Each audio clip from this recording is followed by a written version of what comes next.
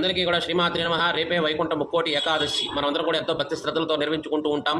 అయితే ఈ ముక్కోటి ఏకాదశి రోజున ప్రతి ఒక్కరూ కూడా, ప్రతి మానవుడు కూడా సూర్యోదయం పూర్వమే నిద్రలేచి, చిన్నలైనా పెద్దవాళ్ళైనా సరే సూర్యపూర్వమే నిద్రలేచి స్నానం చేసుకుని, ఇష్టదైవాన్ని పూజించుకుని, సూర్య నమస్కారం చేసుకుని, మీ ఇంటి దగ్గర ఉన్నటువంటి దేవాలయం, దగ్గరలో ఉన్నటువంటి దేవాలయం ఏదైనా వైష్ణవ శివక్షేత్రం అయినా సరే వెళ్ళి ఉత్తర ద్వారం గుండా స్వామివారిని దర్శించుకోండి.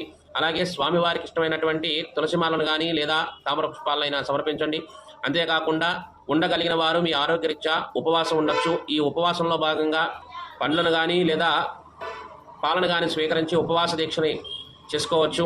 అలాగే ఉపవాసం అనంతరం ఏదైనా కోరిక నెరవేరాలి అనే ఒక సంకల్పం ఉంటే కనుక దాన ధర్మాలు చేసుకోండి. అన్నసమారాధన చేసుకోవచ్చు, లేదా బ్రాహ్మణులకు కానీ లేదా బీదవారికి కానీ వస్త్రదానం కానీ ఎటువంటి దానములైనా కానీ రేపటి రోజున చేసుకోవడం వల్ల విశేషమైన ఫలితం కలుగుతుంది. అంతేకాకుండా రేపటి రోజున ఉత్తర ద్వారం గుండా విష్ణు మహాదేవుని దర్శించుకోవడం వల్ల 33 కోట్ల మంది దేవతలతో చేసుకునేటువంటి దర్శనం మనకు లభిస్తూ ఉంటుంది. అంతేకాకుండా ఉపవాసం అనంతరం అనగా ఉపవాస దీక్ష మరుసటి రోజు అనగా బుధవారం రోజున ఉపవాసాన్ని విరమించి ద్వాదశి రోజున పారణ చేసుకోవాలి.